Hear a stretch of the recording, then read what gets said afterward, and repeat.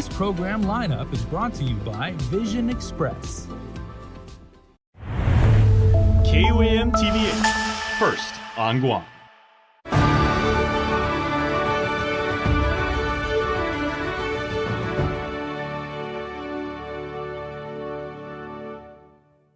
KUAM News headlines are presented by Calvo's Insurance, protecting Micronesia for 85 years. Matson and the Adahi Itano program. Apply at matson.com. New Jeep Gladiators up to $7,000 off now at Cars Plus. Named the best vehicle for adventure in 2024. Get your Jeep Gladiator today at Cars Plus. McDonald's of Guam, I'm loving it. And King's Restaurant, serving your local breakfast, lunch, and dinner favorites for over 45 years.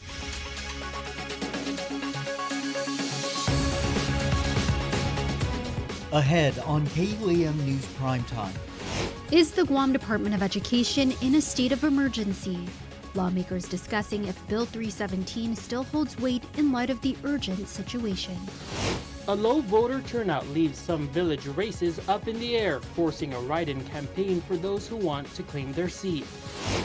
Aside from the sports, there's other events and experience that you can have right here at Paris 2024. I'm Nick Delgado with a look at one of those coming up.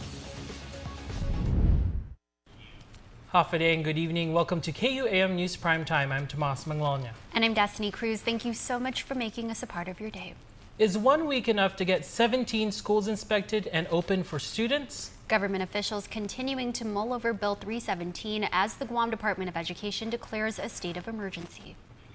The Guam Department of Education is in a state of emergency. That's what GDOE Superintendent Dr. Kenneth Swanson had to say during another round of emergency session on Bill 317 with lawmakers.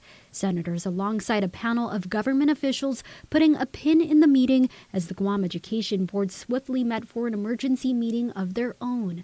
The board officially passing a resolution to declare a state of emergency for Guam DOE. The board declare a state of emergency on behalf of the Guam Department of Education, GDOE, relative to the opening and operation of schools for school year SY 24-25. And while talks of potentially pushing back an already postponed start to the school year was floated around at the Guam Congress building, Swanson making it clear school will start for schools that have passed public health inspections by August 15th. A notice of any changes is slated by August 9th. That those schools that have passed inspection will be opened on August 15th. And any changes to that will be, again, addressed by the superintendent. As for the 17 schools awaiting a closer look, Swanson says they need to look into an alternate learning mode. Meantime, the Guam DOE superintendent says an emergency declaration will accelerate emergency procurement, which he adds would help augment manpower to go through and scrutinize and repair schools prior to inspections. Emergency session on Bill 317 continues as of news time. And just before coming on the desk, the Office of the Governor releasing a statement citing 5 facts on GDOE's declaration of a state of emergency. Governor Lulian Guerrero says emergency procurements are already available and regularly utilized by government agencies, including GDOE, without intervention from the governor. Her statement further reads, a state of emergency declared by the governor will not expedite the opening of Guam's public schools. This is because 10 of our public schools need serious refurbishment from a contractor in order to pass public health inspections. It continues, a contractor has already been procured to perform these services and funding has already been identified, but the work cannot be performed overnight. Even the most aggressive renovation schedule will take time, an issue that a declaration of emergency will not resolve. Right after that statement, Education Chair Senator Chris Barnett also swiftly introducing Bill 335-37, which increases GDOE's emergency procurement authority limit to $1 million. He said in part, quote, "You don't take off your shoes and stop running in the middle of a marathon." This bill gives the Guam Department of Education the flexibility and authority they need to address health and safety hazards at our schools once and for all. Senator Barnett also said that he has prepared an amendment to Bill 317, raising GDOE emergency procurement up to $1 million to address health and safety hazards at schools. He said none of us can predict the fate of Bill 317, but if it's entertained further by the body, I want to make sure I can give GDOE what it needs to meet the mandate for safety and sanitation.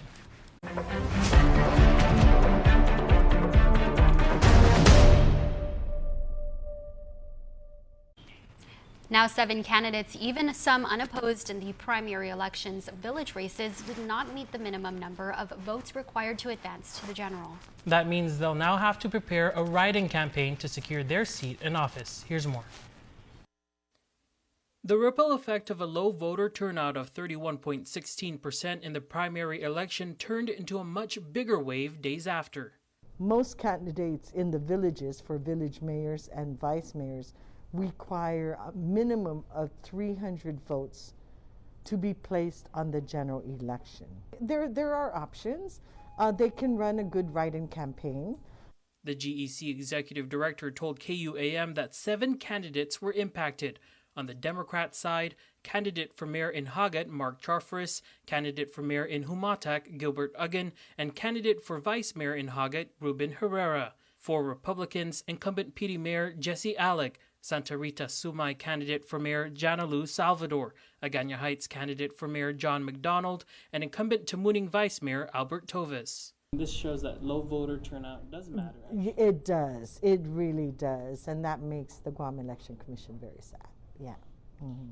Has this happened before? No. Guam law says no person shall be deemed nominated in a primary election unless the candidate receives votes at least 3 times greater than the required number of signatures needed for a nomination petition for candidacy for such election, or votes equal to 4% of the total number of persons who obtain ballots to vote in that primary election for all parties, whichever is less. The law also says that when there are candidates for the mayor or vice mayor positions in municipalities or districts that had less than 1,000 total votes cast in the prior election, the mayor and vice mayor candidates in these jurisdictions shall acquire 5% of the qualified electors based on the prior election. PD Mayor Jesse Alec ran unopposed and said he's ready to run as a write-in. Well, you know, I mean, it's ironic how someone unopposed like myself would not move on to the general election because of a threshold that wasn't met. And so that's unfortunate that the law perhaps states that. The GEC will meet on August 13 to discuss the write-in candidates report, administrative complaints, and voter challenges. On August 16, the GEC will tabulate the provisional and absentee ballots. When we finish with that, we will have a recount of the Dedido village. The vice mayor race on the Democrat side, the difference between the top 2 vote getters was less than 2%. In the law, that requires a recount. Now to the national race, as today Vice President Kamala Harris made the highly anticipated announcement of Minnesota Governor Tim Walz as her running mate. Walz will hit the ground running with the Democratic nominee, as both will be brainstorming the country across battleground states. NBC's Bree Jackson has the details from Washington. As Kamala Harris says, Vice President Kamala Harris unveiling her 2024 running mate, Minnesota Governor Tim Walz. I learned to be generous towards my neighbors, compromise without compromising my values. And so when I went into government, that's what I carried with me. The former public school teacher turned politician has signed off on policies ranging from protecting access to abortion to providing free meals for Minnesota students, a progressive record he defends. What a monster. Kids are eating and having full bellies so they can go learn, and women are making their own health care decisions. Supporters say the 60-year-old's background resonates with Midwestern and rural voters. He's the kind of a guy that, let's say, if I had a breakdown in my Velomobile, he would probably stop and help me fix it.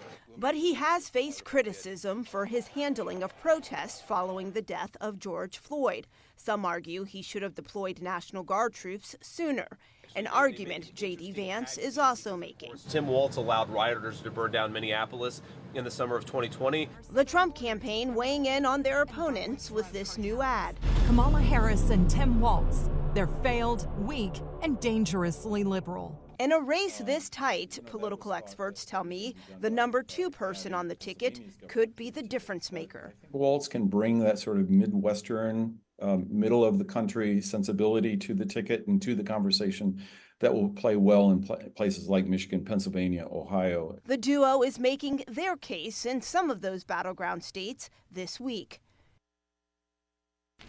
Now to our eye on crime. Although the Office of the Attorney General recommended a $1 million cash bail for 27-year-old John Paul Sayama Charfris, Magistrate Judge Jonathan Kwan set bail at $250,000 for the man arrested on suspicion of murder of a 3-year-old boy. Charfris was assigned a court-appointed attorney, Terry Timblin, after the public defender and alternate public defender withdrew. The boy's mother, 30-year-old Johnnery Marie Cruz, appeared in court last Friday, where bail was set at $3,000. The AG's office had requested $10,000. Taken into consideration was the fact that neither of them have a prior criminal record. Both remain in the Department of Corrections prisons. According to court documents and surveillance video, officers viewed Charfris is seen dunking the boy's head underwater multiple times while in distress, and he was punching him in a violent fashion along his ribs, head, and facial area while inside the pool. Cruz indicated she took her son to the Guam Regional Medical City and told staff he slipped and fell in the water and was in the water for over a minute. Cruz admitted that she lied and asked others to lie for her as well. Both are set to appear before a preliminary hearing on Friday. 54-year-old Eugene Wayne Huffman is accused of torturing and sexually assaulting a woman known to him. He was charged with first-degree criminal sexual conduct, aggravated assault, family violence, and felonious restraint. According to court documents, police received a complaint from a woman who was at the hospital. Based upon a doctor's assessment and review, the woman had been badly beaten and may have been sexually assaulted. The victim told officers she could recall being hit in the head with a belt buckle, having her front tooth pulled out with pliers, and being sexually assaulted over the course of 3 days. Officers observed visible injuries to include bruising on her face, cuts to her forehead and on top of her head, and bruising on her arms. On Tuesday, when police were responding to an expired person at a residence, they found Huffman. Court documents state that when officers asked him about the incidents in June, he replied, "Oh, no, about that already." When asked what happened, he stated, "I beat her up." He denies sexually assaulting her. Upon arrest, Huffman rushed into the house. He got into combative stance and a taser was used. He was subdued and placed in handcuffs. He was booked and confined. The trial date for John Hattig Jr., who was charged with drug possession, possession of a concealed firearm, and firearms possession without firearms identification card in July 2021, has been vacated. Originally scheduled for August 14, it has been removed as Superior Court Judge Maria Senzon will review several motions in the case. It was in October 2023 when Hattig's attorney Peter J. Santos secured a plea agreement after negotiations. Then it was unexpectedly withdrawn.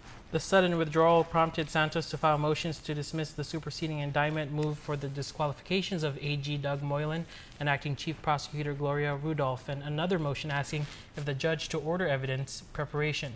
During Hattig's hearing on Tuesday, Senzon said would vacate jury selection and trial until the review of all motions is complete. Delgado shares more of his experience at the Paris Olympics in Pacific Olympic Voyage, and the University of Guam Endowment Foundation holds a press conference on the tremendous financial contributions towards UOG's expansion efforts. Matsuki Hiroyama has more coming up.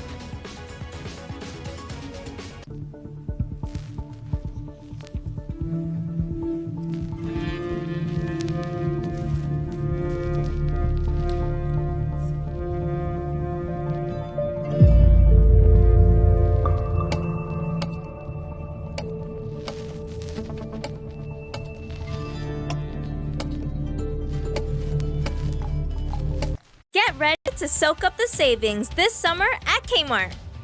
Since 1995, Kmart has been the ultimate summer destination for everything you need. From groceries, outdoor living, to everyday fashions for the family, we've been there for you. 24 hours a day. Kmart is committed to saving you time and money by offering big international and American brands you know, at prices incredibly low.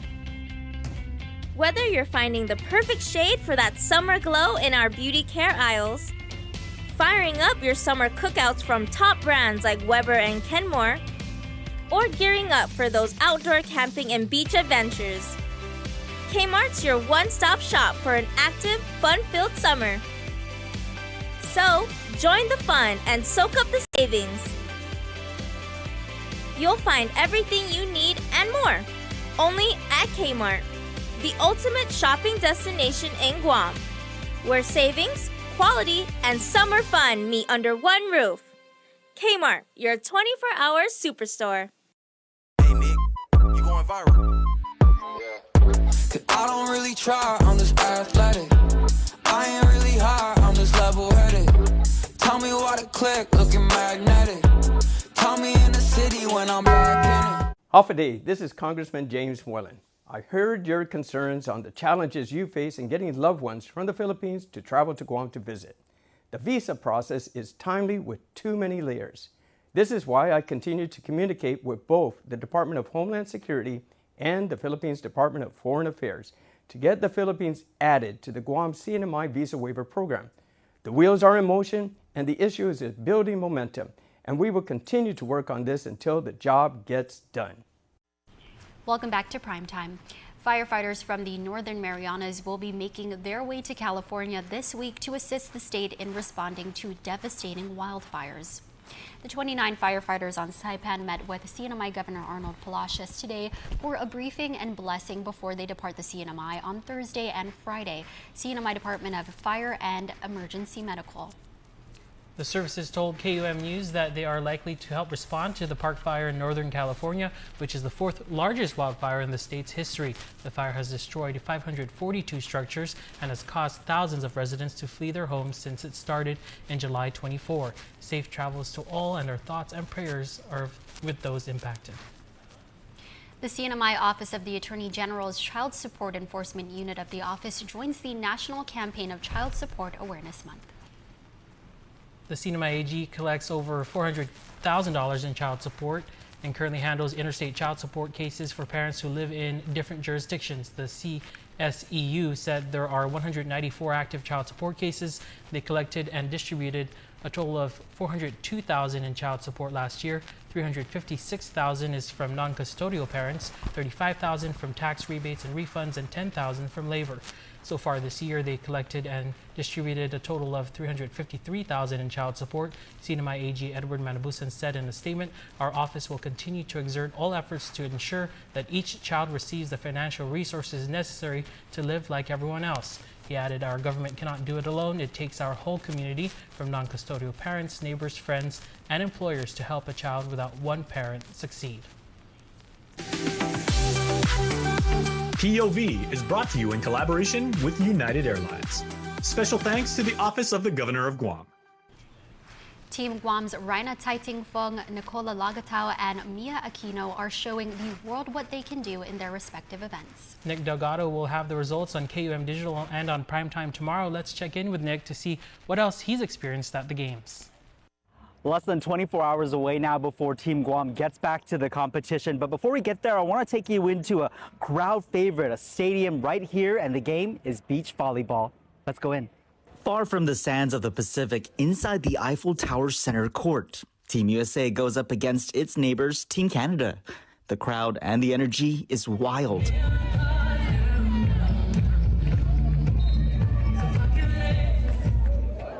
Even Snoop Dogg agrees this Olympic location is the real deal.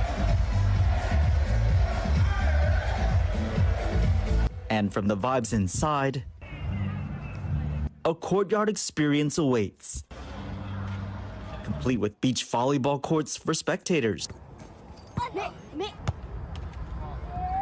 lounge areas, charging stations, a lawn to hide from the sun, food, drinks, and even ice cream. And a spot to cool off while you take in the view of the famous Eiffel Tower.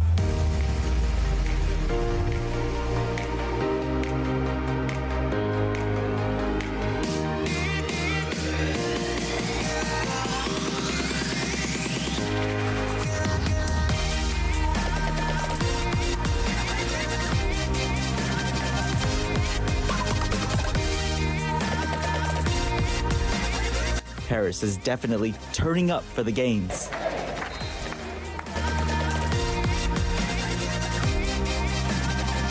We are just as hyped to see our Guam athletes compete. Good luck and viva Team Guam. Nick Delgado, KUAM News, Paris. Thanks, Nick. Well, if you've been to the University of Guam recently, you may have seen some major construction projects underway. The 4 new buildings are well on their way to completion by the next year or 2. The university acknowledges the UNG Endowment Foundation for playing a pivotal role in making it happen. Matsuki Hirayama reports. The University of Guam's multi-million-dollar infrastructure expansion projects are nearing completion at the Mangilao campus. 4 new buildings totaling over $50 million currently undergoing construction are slated to be completed by 2025 and 2026. UOG President Dr. Anita Borja Enriquez thanks the UOG Endowment Foundation for their pivotal role and financial contributions. Without the faith of the Endowment Foundation Board and its team, we would not have been able to arrive at that $21+ million to support 2 very critical facilities. One for our students through the Dr. Lucio C. Tan Student Success Center, and the second one, long overdue as well, in the School of Engineering. And it's because of that that we were able to make progress. She says the Student Success Center, School of Engineering, and the Water and Environmental Research Institute facility are slated to be completed as soon as the mid-part of next year. The Margaret Paris Hattori Uchima School of Health Nursing Annex is expected to be completed in 2026 after facing a construction delay. I want to acknowledge and thank, my gosh, the genius efforts of Ms. Kathleen Morlin, who took the initiative to identify a major source of funds to also support 2 other critical capital projects in the Water and Environmental Research Institute of the Western Pacific and its expansion need for our community, as well as the Margaret Paris Hattori Uchima School of Health Nursing Annex to meet the increasing demand for nursing majors. The Endowment Foundation contributed a total of $3.9 million to help finance the projects and to offset the price of rising construction costs. Matsuki Hirayama, KUAM News. Well, this year marks 80 years of wildfire prevention and forest conservation efforts. For Smokey Bear's 80th birthday, the Guam Department of Agriculture's Forestry Soil Resources Division will be hosting an outreach event at the Guam Museum's Outdoor Theater tomorrow from 3 p.m. to 7:30 p.m. The community is invited to meet Smokey Bear and his friends. The 4 different pillars of the forestry team will be there to share more information about their programs and how they all will tie in with Smokey Bear's message. There will be interactive games, prizes, food trucks, and a special award ceremony for those who went beyond the call of duty in recent fire seasons. For more info, just visit this story on KUAM.com.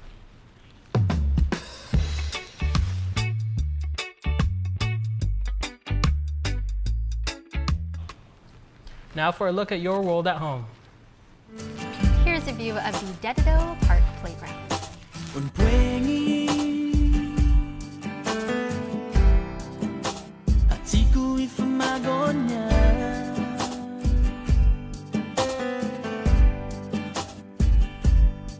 Sa paraw honaw talu agupa Inagang ni Tetonya.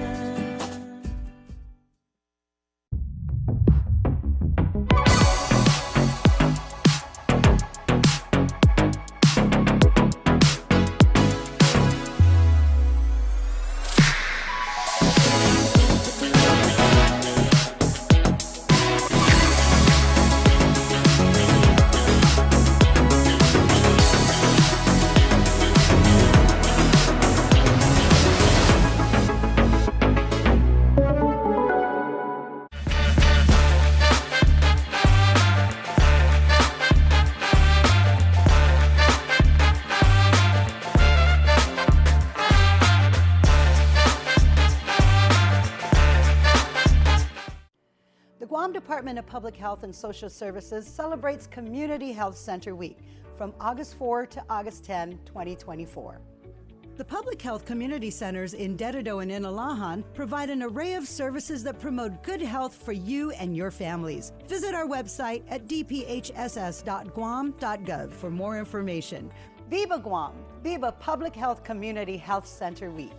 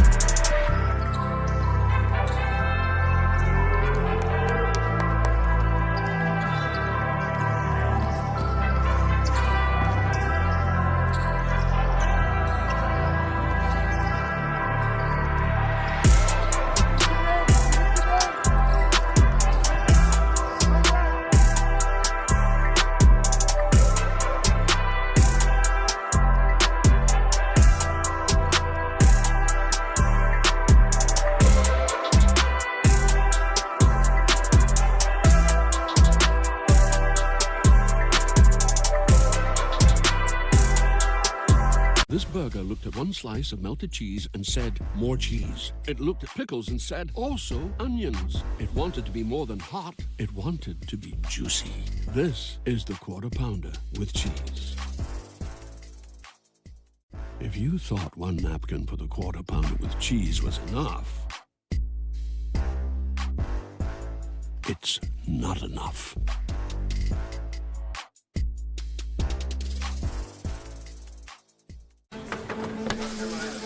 We start with her and her local business. We start with them, celebrating 30 years. We start with big. Welcome to Dusatani. How may I assist you today? Keep doing your best. Congratulations. Small and growing businesses. We start with global connections and make them local. At GTA, we start with your business. From the group that brought you Joe Coy and Rob Schneider, Guam Comedy brings you the next big Phil-Am comedy sensation, J.R. de Guzman, live on Guam. My family and I, when we first moved here, we lived in a storage unit. That would have been like the most awesome episode of Storage Wars. One show only, Saturday, August 31st at the UOG Calvo Fieldhouse. Your friend, your cousin.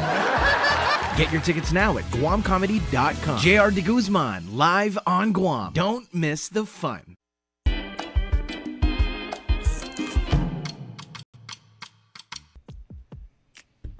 Half a day, everybody. I'm Jason Salas here. Our engineer Jay is off camera. He's making Caligwin right now, but we want to tell you about Fanatzu Famalawan. Elevate her. I love the wordplay. So does Jay. He's awesome. All right, tickets are now on sale for the 2024 event, and get ready to plug into infectious energy and experience keynote speakers, masterclasses, dynamic discussions, and much more. Early bird pricing is available. That means if you get your money in early, you will save. This is awesome. So please make sure to check it out. Check out GuamWomen'sChamber.com. Always a good time. The Guam Softball Academy, speaking of our America's pastime, they are delighted to announce a free softball clinic scheduled for September the 7th and 8th, starting at 9:30 over at Ukudu in Derido. It promises an immersive learning experience for aspiring softball players of all skill levels. Learn how to play the game, how to have fun, how to be a good teammate, be a 5-tool player, and learn the right way. And if you're in Saipan, the Indigenous Affairs Office is hosting a town hall meeting on August 14th. Please make sure to check it out. It's going to be at the Civic Center in Susupi. That is what's happening on News Bites. This one's in the history books. I'm going to go check out some of Jay's Caligwin. We will be back with birthdays in a moment.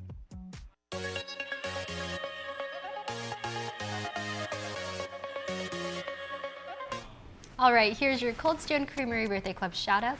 Submitted on KUAM.com.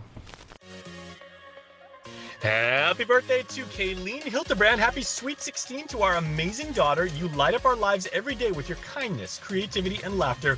We love you more than words can say. Aw, that's a beautiful shout out from Mom and Dad. And Kayleen, your parents are sending you the very best. And we at KUM hope you have a beautiful birthday.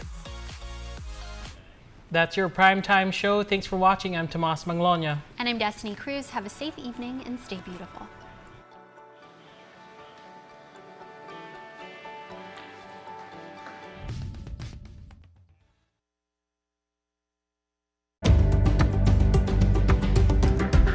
The Hub is brought to you by Docomo Pacific Business and Leo Palace Resort, Guam. Half a day and welcome to another episode of The Hub. I'm Tomas Manglonia, filling in for Nick Delgado, who is covering the Olympics in Paris. We're definitely watching those games and races closely. Another big race that we've watched and we've covered over the weekend is, of course, the primary election, which is over. Full results are on KUAM.com. We've got a packed show for you today, but before that, of course, as you can see, my colleagues Destiny Cruz and Matsuki Hiroyama are joining me as they are part of the KUM News team covering the primary up until 4 a.m. on Sunday, right? Yep, that's right. And so let's start from the beginning because Matsuki, you were up north interviewing folks there. Tell us a little bit about that experience. Yeah, that's right. I went up to the northern polling sites. I actually went to Derido first at Okudu High School. And I went there around, I would say like 9 o'clock, 8 o'clock-ish.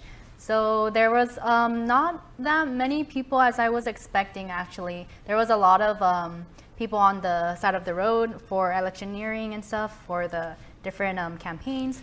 But in terms of voters, yeah, there's not that many as I expected. But it was one of the largest villages that had the most amount of registered voters at 15,000.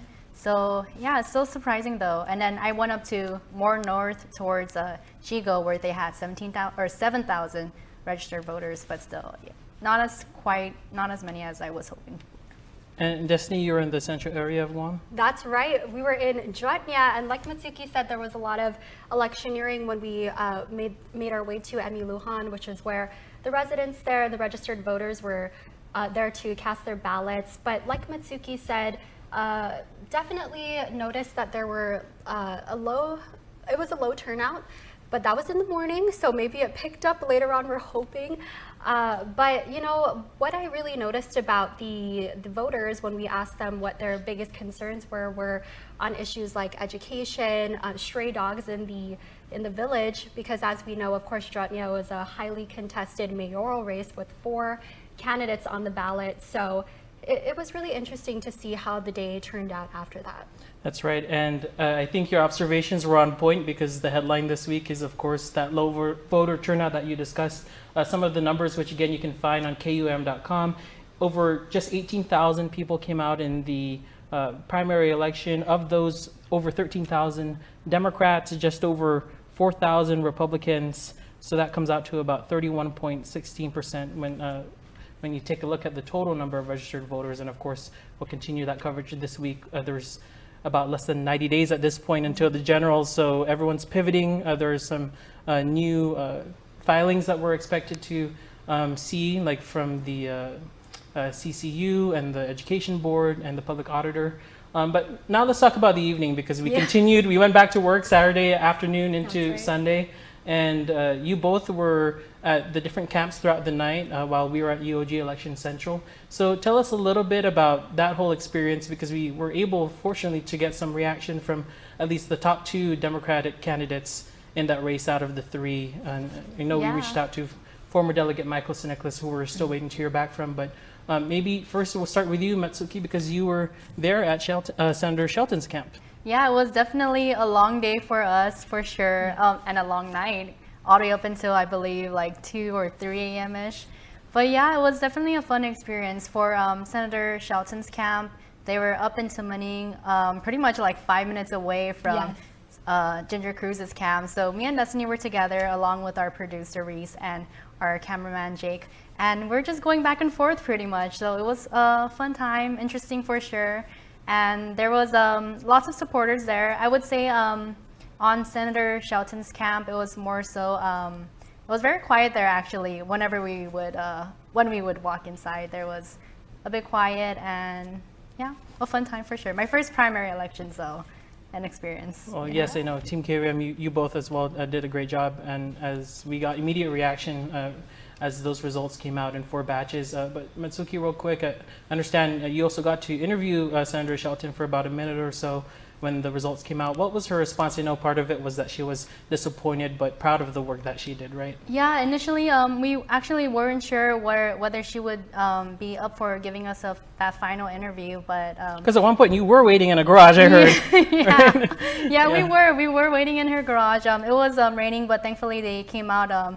One of her employees came out with an umbrella, so thank you to Isaiah, correct, right? Yeah, so thank you to him. But yeah, so if anyone's wondering why I magically appeared from Ginger's camp to Senator Shelton's camp, is yeah, we initially thought there wouldn't be a final interview, so we decided to close out together with Ginger Cruz's camp. That's the magic of TV, but yeah, so what else did she tell you though about the results as they were coming out? Yeah, well, she, like, during the her 2 interviews. So in the first interview, she was talking a little bit more about how I did ask her that question about why she decided not to show up in our congressional forum, but she did say she participated in other forums. I believe she was talking about the Guam Women's Chamber of Commerce forum, and she did mention she is accessible to her the rest of the community. But yeah, well, I am looking forward to what she's going to do next, now that unfortunately she did not make it past the primary. And Destiny, it was quite a different mood over at Cruz's camp. Tell us a little bit about that reaction. And you all actually got to capture Senator Shelton's call to the now candidate Ginger Cruz for the Democrats. Yeah, so just starting out, again, like Matsuki mentioned, both her and I were together throughout the duration of the night. But the overall mood at Ginger Cruz's camp was very lively from the moment that we walked in. They were very welcoming to media. They were ready for an interview, and it was really interesting. I had to stay focused the entire time because the entire time I was interviewing Ginger, her supporters were very lively, very vocal. So that was just one thing to note.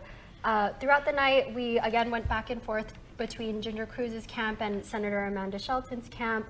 And when the final results came out, that revealed that Ginger, of course, was able to secure her position. We were actually watching as Senator Amanda Shelton was calling while we were interviewing Ginger. So we were listening into that conversation. They actually plan to do a lunch together to discuss how they can further strengthen the Democratic Party and steps forward. All right, thank you, Matsuki and Destiny. Round one, we've got a lot more work to do until November, and we're happy to do it. Of course, the entire KUAM news team. Don't go away, because more on the show. We speak with Ginger Cruz, fresh off that win in the Democratic race, and we have reached out to Senator Shelton, former Delegate Michael St. and current incumbent Delegate James Moylan. Don't go away. We have more of The Hub coming up right after this. Want a real taste of New York? The classic New York-style pizza offers a big, bold taste that's a Guam favorite. It's handmade with 16 inches of foldable crust, a sweet marinara sauce, and your favorite topping. And at 30% larger than our large, classic New York pizza is only $12.99 for carryout. Bring together your family and friends for a classic New York pizza party. Each pizza is just $12.99 for carryout. Classic New York-style pizza, so close you can taste it. Only at your Island Pizza Hut. Guam's auto appearance specialist, Elegant Reflections, has been providing the automotive industry with professional detailing and car care products at its highest quality, from complete detailing, full interior detailing, exterior detailing, headlamp restoration, hand washing, seat and carpet shampoo, engine degreasing, undercarriage cleaning, paint sealant, fabric protection, paint oxidation removal, and so much more. Visit us at our new location. Call 646-5555 for an appointment. Elegant Reflections, Guam's auto appearance specialist, over 20 years of experience. The Hub is brought to you by Docomo Pacific Business and Leo Palace Resort, Guam. Half a day, just over the weekend, the primary election ended and Ginger Cruz came out on top for the Democratic race. Ginger, congratulations. Thank you so much. So this was your first election, came out on top. I know Matsuki and Destiny were with you at your camp when the results came out. But what's your reflection now? We're officially about 90 days away from the general. Well, there's a lot more hard work to do. And I think you can tell from my voice that we put a lot of hard work into the election going into the primary. And we really, I think, over the course of the primary, the favorite thing that I've found is that the more input that you get and the more people give you their thoughts, their advice, they share their problems, the sharper your ability to sort of understand how to build your platform becomes. And we started out at the very beginning with some basic ideas, some concepts for how we could do better in Washington, D.C., and how we could get Washington, D.C. to work better for the people of Guam. But over time and throughout the primary election, I'm so grateful for all of the input from so many people who have explained what problems are, who shared some potential solutions, and all of that has sort of helped to build this knowledge base for what we can do in order to set a vision and then a plan for how to accomplish it for the people of Guam. Of course, you're no stranger to this set, and we usually have you here analyzing the results. One of the headlines coming out of the weekend was low voter turnout, about just 30%. Yes. So maybe with your analyst hat on, if you weren't running in the race, what would you say about that turnout? So the interesting thing about the turnout was, I think that the Democratic congressional race energized the voters to come out. Because if you really look at it, there was no race on the senatorial side for either the Republican or the Democrat candidates, because they were all going to make it into the general election. And then in many of the mayor's races, again, there were not challengers. So there was almost no reason for many voters to go to the polls, because they could have expressed their votes in the general election, aside from a few very challenging, very interesting races on the mayoral side, and of course the congressional race. So I believe that, it's not really fair to compare the voter turnout in this election with the voter turnout in previous elections, because largely the Republican side did not have a challenge in the congressional race, and they didn't have anyone that wasn't going to make it in the senatorial. So I think that having 30% turnout was a decent showing given the circumstances. But of course we need more. We really need voters to turn out, because the whole race is about representation. Who's going to represent you in Washington, who is going to represent you in the legislature, and who's going to take care of your villages. And so it's really important as a part of civic duty for everyone to show up to vote. So I'm hoping we have a much better turnout in the general. All right, thanks for that. I did want to ask you more about your campaign. We saw as it unfolded that night, Senator Shelton did call, and now the language is heading towards healing for the general. Have you heard, what are your plans to reach out to the other candidates? Have you heard from former delegate Michael Siniclas as well? I did. I heard from both of them on the morning of the election, and I'm very grateful to both Senator Amanda Shelton and former Congressman Mike Siniclas for reaching out. I think, as I said that night, all the three of us have a shared love for the island and a shared understanding that we need to do better for the people of Guam. I mean, the fact that there were 3 Democratic candidates running against an incumbent, I think was a clear signal to the people of Guam that we can do better, and all of us felt that there was an ability to do more. And so I hope to share those thoughts with them. I did really appreciate those calls, and I did ask them both if they have time this week for us to sit down and get together, because it's about bringing the party together. It is about unity. We have more in common, I believe, than we have differences. And I think harnessing their thoughts and their support in order to make a difference and bring more support from Washington, D.C. to the people of Guam is something we all could agree on.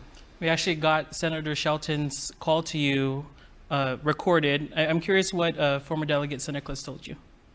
He actually had reached out right when the polls closed, and we both agreed that no matter the outcome, that it was really important for us to make sure that we did better in DC than the current incumbent, and I agreed with him. And then right after Senator Shelton called, I did get a call from former Congressman Siniclas, and he said the same thing. And so I am looking forward to really to meeting with them, because it's not the ideas are not mine alone. The ideas for how we can serve Guam better are going to come from the community. They're going to come from leadership. And I look to their input. I look to the input of their supporters. And of course, to all of the supporters that we have to widen our vision and include as many people as we can, because the DC office is one spot. And we have to be bipartisan in our approach. But at the same time, we also have to uphold the democratic ideals, which really are the basis for what got me through the primary. And I think the strong turnout from the Democratic base to show what they thought was important and who they wanted to represent them, I think that also is something that I will not forget.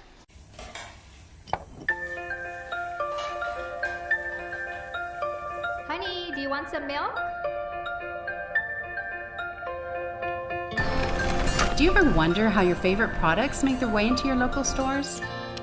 Most arrive on state-of-the-art Matson vessels that transport containers of food, household items, equipment, and supplies into the islands every week.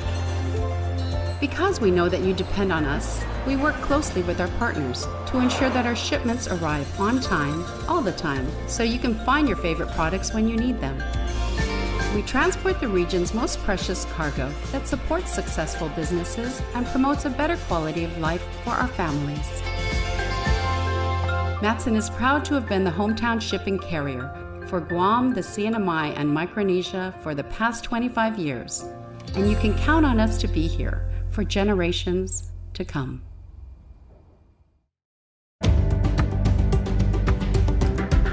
The Hub is brought to you by Docomo Pacific Business and Leo Palace Resort, Guam. You mentioned on Saturday that you've always been approaching this race as if you're already running against Delegate Moylan. You also made a point to say to Destiny Matsuki that night that you're going to reach out to the GOP. So has that begun? Yeah, so actually we have been talking to members of the Republican Party all throughout this race. The DC office, because it's a non-voting delegate, is very interesting, because when it comes down to those critical votes in the House, Guam is not going to be a deciding factor in terms of a Democrat-Republican split. We kind of bridge that in a way. And the important thing to always emphasize is that Guam issues need support from everyone in Washington.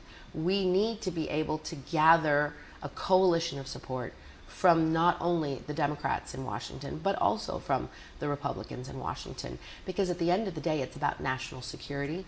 It is about America's strength in the Indo-Pacific, and Guam is such a key part of that. And that is not a partisan issue. That is an issue that the United States can stand behind. And I think the more that we approach Guam's role in Washington, D.C.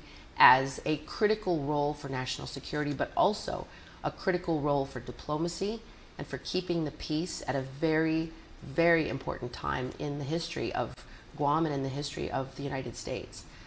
If we can be that peacemaker, if we can be that shining economy in the Indo-Pacific, and we can also be that strong deterrence that makes sure that there is not going to be any sort of military conflict in this very critical time, I think we can get the support of both parties for the people of Guam. All right, we've heard about your platform 2.0, 3.0 on the way, I understand? 3.0 is on the way. And what's the major difference there? Or what are maybe some new key points that you're trying to make 90 days out from the general? So we are actually expanding the platform. There are new pieces of data that come in all the time. For example, when I went through the GMA debate and had an opportunity to really talk with the folks that run the public health programs, with the island's doctors, with people who are struggling right now and finding there to be gaps in healthcare coverage for them on the island. All of these things are helping to inform a refined vision of the platform. So I think what people will see as we put together Platform 3.0 is more information, more specifics, detail about different areas that we are going to pursue, and more detail on exactly how we plan to accomplish that in Washington. All right, I know we're just a few days out of the primary, but of course all eyes are on the general. Are you up for a debate with Moylan? Would you like one to happen? Absolutely. I am very much looking forward to that, because I think the voters of Guam deserve to hear both of the candidates who are going to be running for this office debate in a way that helps them understand where we are coming from, the approach that we are going to take, and really the vision that we have for raising the issues of the people of Guam in this really critically important body. Everything that happens in Washington, D.C., all the policies that happen, affect everyday life in Guam. I can't emphasize that enough. This is not just a position where you send someone to DC and you forget about it. The cost of living, our ability to travel and be able to have airfare that we can afford, our ability to be able to afford our utilities or our food services, or our ability to, enjoy all of the programs that we have here on the island. Education, the support that we have for fighting crime and fighting drugs, all of that is tied directly to federal programs. And so people understanding how the federal government figures into your life and what we can do to make DC work better for the people of Guam, I think that is something that we are going to focus on educating everybody and talking about, and I look forward to as many debates and forums and opportunities to discuss that as I possibly can do. All right, that's all the questions I had. I wanted to just open the floor and give you an opportunity to make one last pitch here on the set on why you should be the next delegate. Well, thank you very much, and thank you to KUAM, and thank you to all of the people of Guam for listening and for being there. I think at the end of the day, all of us love Guam. Everybody who has run for this office, everybody who is running for this office, shares that commitment and wants to do the best possible job for the people of Guam. I think we all share that. I think the difference really comes down to our approach, our experience, what we've done, and how we have shaped the future that we have been a part of. I have worked with the Congress. I've worked with the Congress in a very different sort of a way. I did it from a position where I was in the executive branch, but tasked with working with the Congress. So I do have that expertise, but it gives me a different perspective. And I hope to lay that out in the coming days. And I hope the people of Guam will listen and will ask me the hard questions.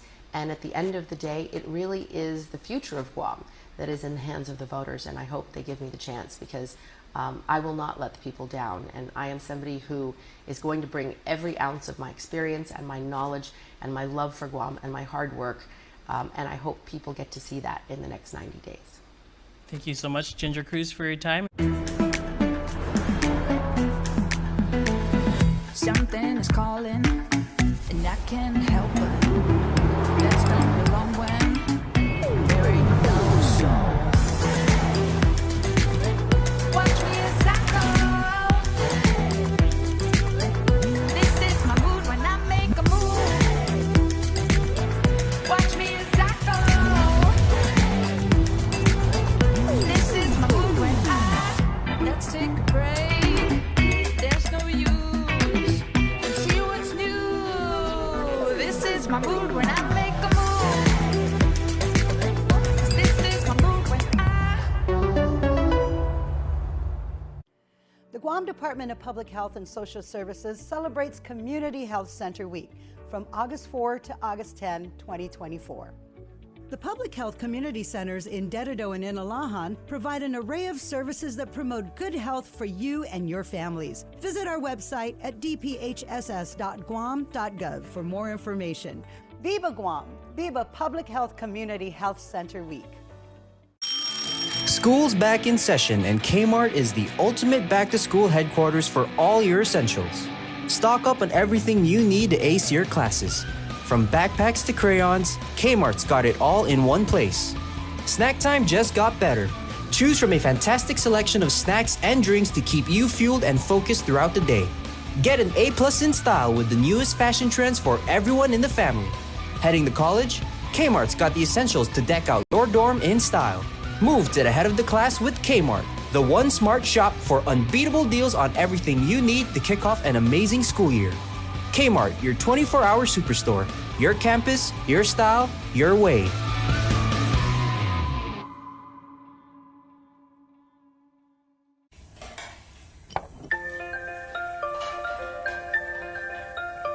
Honey, do you want some milk? Do you ever wonder how your favorite products make their way into your local stores? Most arrive on state-of-the-art Matson vessels that transport containers of food, household items, equipment, and supplies into the islands every week. Because we know that you depend on us, we work closely with our partners to ensure that our shipments arrive on time, all the time, so you can find your favorite products when you need them.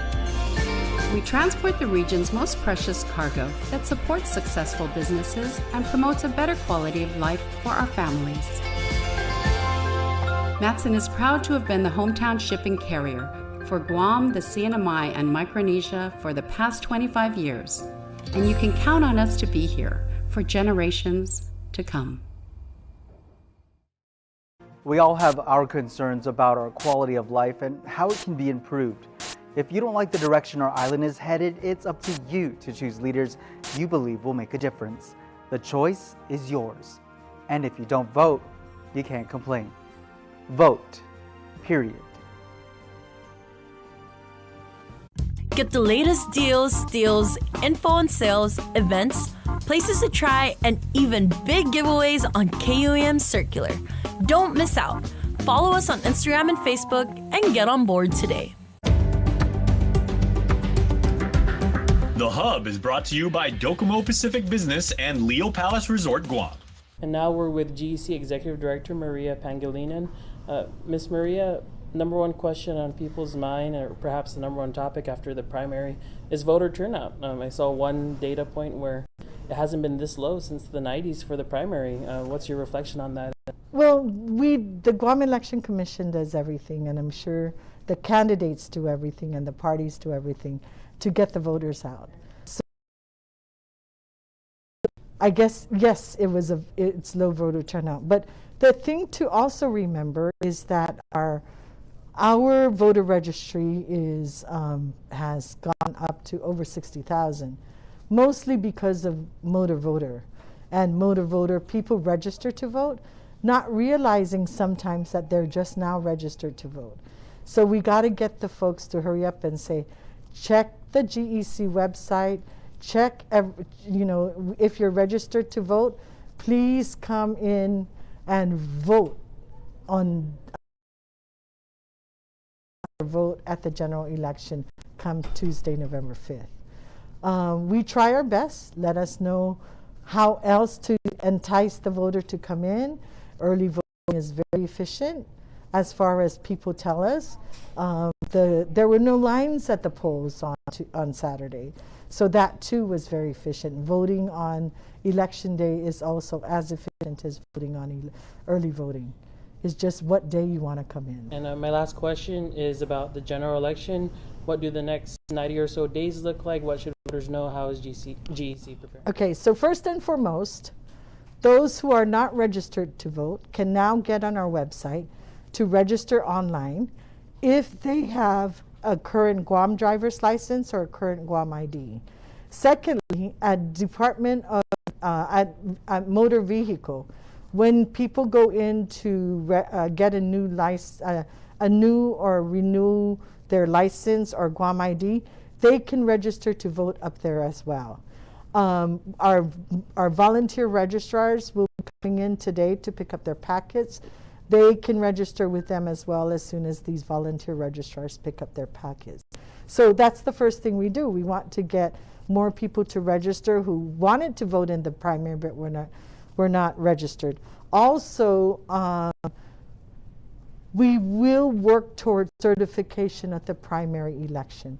That's something else. We anticipate and tentatively plan that will be at a public meeting on Friday, August 16th. After we count the provisional ballots and the absentee ballots. The absentee ballots, we give them until 5 o'clock. We give them until 5 o'clock